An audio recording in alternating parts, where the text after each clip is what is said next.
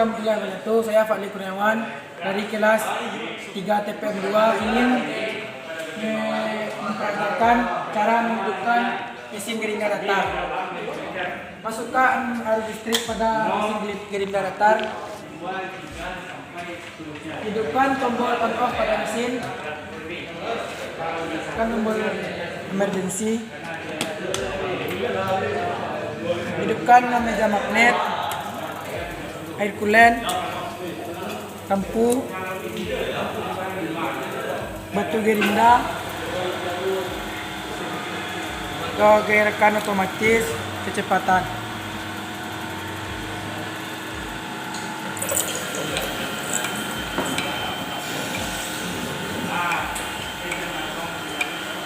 Mengatur kecepatan.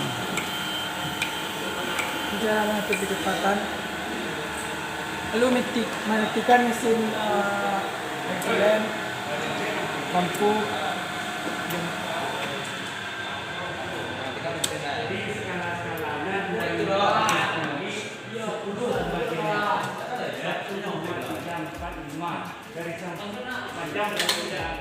Demikianlah cara mengoperasikan mesin gerindra datar.